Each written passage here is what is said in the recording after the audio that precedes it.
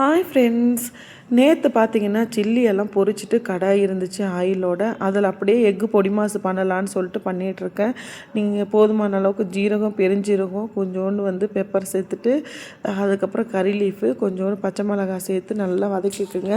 வதக்கினதுக்கப்புறம் நான் இன்றைக்கி அதாவது சின்ன வெங்காயத்தில் தான் எக்கு பொடி மாஸ் பண்ணியிருந்தேன். ரொம்ப நல்லாயிருக்கும். சின்ன வெங்காயத்தில் ஆம்லேட் போட்டாலும் சரி, எக்கு பொடி மாஸ் பண்ணாலும் டேஸ்ட்டு ரொம்ப நல்லாயிருக்கும். பசங்களுக்கும் பிடிக்கும் அந்த மாதிரி பண்ணால். அதனால் சின்ன வெங்காயம் போட்டு, அதுக்கப்புறம் லைட்டாக நிறைய தக்காளி சேர்த்துக்கூடாது, ஒரு ஆஃப் தக்காளி சின்ன சின்னதாக கட் பண்ணி போட்டுக்கோங்க.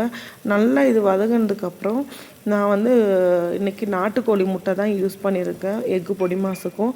அதையும் அப்படியே உடச்சி ஊற்றிட்டு நல்லா வதக்கி எடுத்துட்டிங்கன்னா சூப்பரான எக்கு பொடி மாசு ரெடி ஆகிடும்.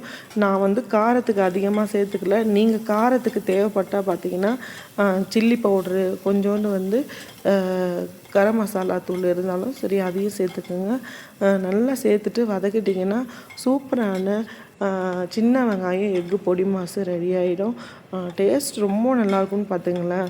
சப்பாத்திக்கு என்ன தான் பண்ணணுன்னு யோசிச்சுட்ருக்க டைமில் நம்ம இந்த மாதிரி எக்கு வச்சு பொடி மாஸ் பண்ணிட்டா சப்பாத்திக்கு சைடிஷ்ஷு கரெக்டாக இருக்கும். டேஸ்ட் ரொம்ப நல்லாயிருக்கும்.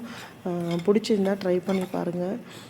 நான் இதெல்லாம் இன்ஸ்டண்ட்டாக பண்ணக்கூடிய சப்பாத்திக்கு சைட் டிஷ்ஷு சூப்பராக இருந்துச்சு. பசங்களும் நல்லா சாப்பிட்டாங்க.